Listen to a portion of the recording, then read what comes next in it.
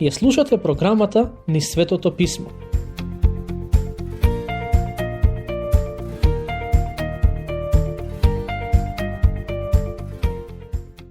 Добре дојдовте на уште едно проучување посветено на посланието до Филипјаните. Денес ќе ја завршиме глава 3 и ќе го обработиме почетокот од глава 4. Да ве подсетам на текстуалниот контекст. Во глава 3, апостолот Павле пишува за нештата кои ги вреднуваше пред да го спознае Христос. Религиозност, семејна позадина, потекло, добри дела и слично. Потоа, тој објаснува дека откако го сретна Христос, неговиот светоглед и вредносен систем целосно се променија. Како резултат на тоа, тој јасно изјавува дека неговата надеж веќе не е во личната праведност, туку во Христовата, која се добива преку вера. Верата во Христос не дава само спасение, туку и многу други духовни благослови. Доктор Херберт Бивер рекол: патот до небото е полн со небесни благослови. Токму затоа, Павле често пишува за радоста во ова послание. Не само за радоста, туку и Божјата љубов и Божиот мир ни се достапни поради Христовата жртва и воскресение. Апостолот им вели на христијаните во Филипи дека нивното жителство е на небесата, но додека се тука, треба да се однесуваат и живеат како небесни жители. Забележете дека, исто така, на ниту едно место во посланието Павле не им вели на филипјаните дека прво треба да тагуваат и да минуваат низ проблеми и тешкотии, а потоа ќе дојде момент кога ќе се радуваат. Тој беше свесен дека христијаните во Филипи веќе минуваа низ прогонства и тешкотии. Знаеше дека ситуацијата воопшто не им е лесна, а сепак им рече дека можат и треба да се радуваат. Знам дека звучи невозможно, но токму Павле даде пример дека во Христос радоста ни е достапна без разлика во какви околности се наоѓаме во животот. Самиот тој беше во затвор, а сепак се радуваше. Например, денес во некои теолошки и црковни кругови, особено во западниот свет, многу се зборува за нешто што во христијанската теологија е познато под името големите страдања.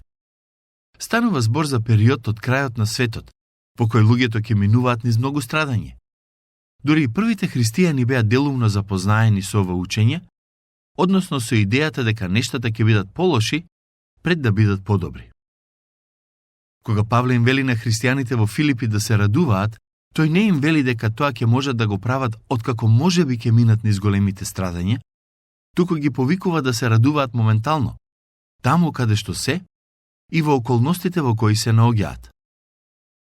Тоа се однесува до самиот период на големи страдања. Мој лично убедување е дека Бог нема да дозволи црквата да минува низ тие страдања, туку ќе ја земе кај себе уште пред да почнат. Во крајните времиња, кога ќе почнат тие страдања, ќе има две групи на луѓе. Оние кои веруваат и се надеваат на Христос, ќе бидат земени и ќе бидат заедно со Господ, а другите ќе останат тука на земјата и ќе минуваат низ тие тешкотии. Мнозинството луѓе ќе останат на овој свет и ќе се соочат со почетокот на Божиот суд. Тоа не значи дека таквите ќе бидат вечно осудени и нема да имаат можност да се покајат, но сепак значи дека на нивното покаяние може да претходи болен и тежок период. Не знам дали и колку ве интересира што Библијата има да каже за крајните времиња. Некои луѓе многу се интересираат за оваа тема, а други пак ја избегнуваат бидејќи ги плаши. Но ако сакате да знаете што навистина ќе се случи кога ќе дојде крајот на светот, мој совет ви е да ја читате книгата Откровение, во која на многу живописен начин се објаснети и главните настани кои ќе се случат на крајот. Во сето тоа имајте ја само на ум оваа вистина. Оние кои се во Христос имаат прекрасна надеж, бидејќи се спасени и вечно ќе пребиваат во Божјото присуство. За нив нема осудување, туку само вечно блаженство. Ке почнеме со читање. Ако имате Библија со себе, отворете ја кај посланието до Филипјаните. Забележете што вели апостолот Павле во глава 3, стих 21. Тој ќе го преобрази нашето понизено тело да стане подобно на неговото славно тело, со силата преку која тој може да подчинува под себе се. Што сака да каже Павле преку овој стих? Тој вели дека доаѓа ден кога Христос ќе ги воскресне нашите тела. Моментално имаме понизени тела, односно тела кои се подложни на болести и распаѓање. Но кога Христос ќе не воскресне, нашите тела ќе бидат славни како неговото. Во 1 Коринтијаните 15, 51 до 54 пишува: Еве, тајна ви кажувам, сите нема да се упокоиме, туку сите ќе се измениме. Одеднаш, за еден миг на око, на последната труба, зашто ќе затруби и мртвите ќе воскреснат, нераспадливо, а ние ќе се измениме, зашто распадливото треба да се облече во нераспадливост, а смртното да се облече во бесмртност. Ако го ова распадливо ќе се облече во нераспадливост и она смртното во бесмртност, тогаш ќе се збидне зборот напишан: победата ја проголта смртта. Доаѓа ден кога ангелите ќе дадат трубен знак и мртвите ќе воскреснат. Едни за спасение, други за суд. Патем, мислам дека оваа труба за која зборува Павле во Коринтијаните е трубата на седмиот ангел за кој читаме во книгата Откровение. Но не сакам да навлегувам во таа тема подлабоко, бидејќи сметам дека не е толку важна за стихот кој моментално го обработуваме. Најважното нешто што треба да го имате на ум во однос на овој стих е тоа што Павле кажува дека Христос ќе ги преобрази телата на оние кои веруваат. Знаете што значи тоа? Дека нашите тела веќе нема да подлежат на болести, страдања, болки и слично. Оние кои се во Христос, односно кои веруваат во Него и го следат, имаат ветување дека во вечноста нема да искусат какво било страдање. Зарем не е тоа прекрасно? Библијата вели дека Христос стои пред вратата на вашето срце, тропа и вели: сакам да влезам во твоето срце и да живеам таму. Секој кој ќе отвори вратата на своето срце и му дозволи да влезе, ќе ја има таа сигурност за вечното спасение и пребивање во Божјото блажено присуство. Овој повик важи и за вас денес. Ако се уште не сте му дозволиле на Христос да влезе во вашето срце и да го управува вашиот живот, мислам дека денес е денот кога можете и треба да го направите тоа. Сакам само да знаете дека неговиот повик се уште важи, но ќе важи само додека сте тука на земјата. Ако го напуштите овој свет без да го прифатите Христовиот повик, можете да бидете сигурни дека ветувањето за кое пишува апостолот Павле нема да важи за вас. Повторно ќе го прочитам стих 21. Тој ќе го преобрази нашето понизено тело да стане подобно на неговото славно тело, со силата преку која тој може да подчинува под себе се. Ако сте го читале Новиот Завет, може би ќе се сетите дека и апостолот Јован ја обработува оваа тема во неговото прво послание. Во 1 Јован 3:2 пишува: Возлюбени, сега сме чеда Божји, но уште не се покаже што ќе бидеме. Знаеме само дека, кога ќе се покаже, ќе бидеме слични на Него, зашто ќе го видиме каков што е. И Павле и Јован сакаат да ни кажат дека оние кои се во Христос имаат прекрасна надеж заснована врз Божјите ветувања. А кога Бог ветува нешто, можете да бидете сигурни дека тоа ќе се исполни. Ова се однесува и на Божјите ветувања за спасение и блажена вечност за оние кои се во Христос, но и на Божјите ветувања за суд и вечна одвоеност од Него, за оние кои не поверувале во Христос. Моето прашање за вас е: ако денес се најдете пред Божјиот суд, која ќе биде пресудата за вас? Ќе бидете помеѓу оние кои добиваат помилување и спасение, или помеѓу оние кои ќе бидат пратени во вечната пропаст, заедно со сатаната и неговите демони? Размислете добро и длабоко за ова прашање, бидејќи е од исклучителна важност. Глава 4. Сега доаѓаме до последната глава од посланието до Филипјаните. Да ве потсетам дека во првата глава од посланието темата е филозофијата на христијанскиот живот. Во втората глава темата е примерот за христијанскиот живот, а во третата глава наградата за христијанскиот живот. Во последниот дел од ова новозаветно послание, темата е силата за христијанскиот живот. Сите нешта за кои размислувавме во контекст на ова послание, а и сите нешта кои се запишани во Библијата, се недостижни за нас доколку немаме сила да ги применуваме во секојдневието. Например, Ако го имаме Христос како филозофијата на нашиот христијански живот, а немаме сила да живееме според неговите зборови, тогаш каква ни е користа од нашето знаење?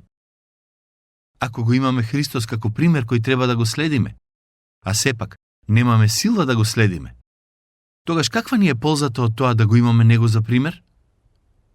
Или пак, ако имаме награда која не чека во вечноста, но немаме сила да ја завршиме трката која е пред нас, тогаш никогаш нема да ја добиеме таа награда на која се надеваме.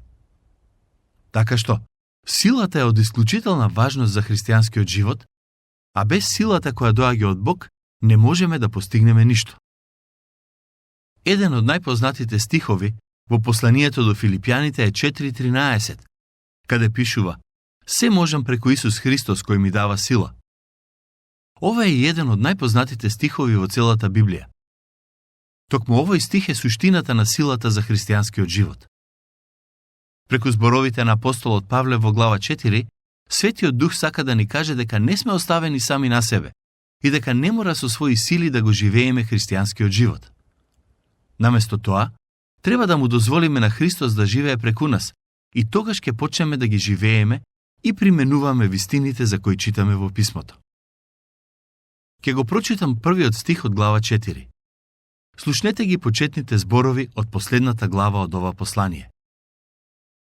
И така, браќа мои возлюбени и многу пожелни, радост моја и венец, стоите цврсто во Господ, возлюбени.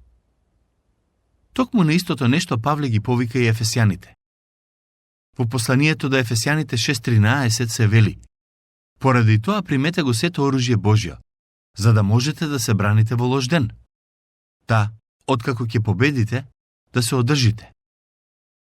Верата во Бог ни помага да стоиме цврсто и да се одржиме без разлика со какви искушенија, притисоци и тешкотии се соочуваме во секојдневието. Продолжувам со читање. Стих 2. Ја моламе Водија, ја молам и Синтихија да бидат едномислени во Господ. Ова беше еден од проблемите на црквата во Филипи. Мислам дека овој конфликт беше како инфекција која барем малку влијаеше на здравието на црквата. Сметам дека недоразбирањата меѓу Еводија и Синтихија не беа некој голем проблем, но сепак стануваше збор за ситуација која требаше да се реши. Во стихот што го прочитавме, Павле ги моли двете да се помират и да ги остават своите разлики настрана. Предпоставувам дека не зборуваа една со друга и затоа апостолот ги повикува да бидат едномислени во Господ. Со други зборови, тоа значи дека треба да се помират поради Господ Исус Христос. Стих 3. А те молам и тебе, искрен сотрудниче, помагај им на оние што се грижеа во Евангелието заедно со мене и со Климент и со другите мои сотрудници, чии имиња се во книгата на животот. Моje лично мислење е дека во црквата во Филипи имаше не само мажи, туку и жени кои помагаа во ширењето на Евангелието. Нема да навлегувам во тоа дали жените треба да бидат на водечки позиции во црквата или не, но само ќе кажам дека според мене, улогата на жените во црквата е од исклучителна важност. И мажите и жените имаат иста вредност во Божите очи. И едните и другите се спасени според Божјата благодат и имаат дарови од Светиот Дух, кои, ако се ползуваат на богоугоден начин, ќе придонесат за изградба на црквата. Патем, забележете дека во овој стих Павле се обраќа на конкретна личност и го нарекува искрен сотрудниче. Не знаеме за кого станува збор, но можеме да предпоставиме дека е маж кој му бил близок со работник на апостолот и се грижал за духовната состојба на црковната заедница. Која и да е оваа неименувана личност, мислам дека сигурно била од голема помош на Павле. Да се има сотрудник во службата е голем благослов и затоа треба да ги цениме таквите луѓе кои Бог ни ги дава. Тука ќе го завршиме денешното проучување. Следниот пат ќе продолжиме таму каде што застанавме денес. Бог нека ве благослови и нека ви даде сила да ги примените нештата за кои размислувавме денес.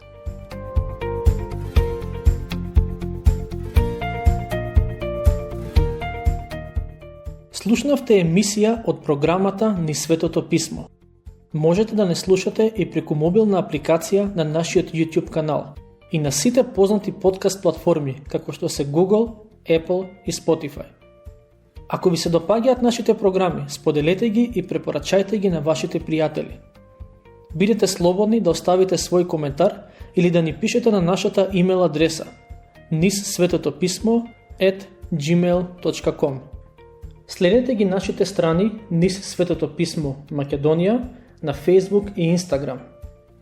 Емисиите од оваа серија можете да ги најдете и на нашата веб страна ttb.twr.org.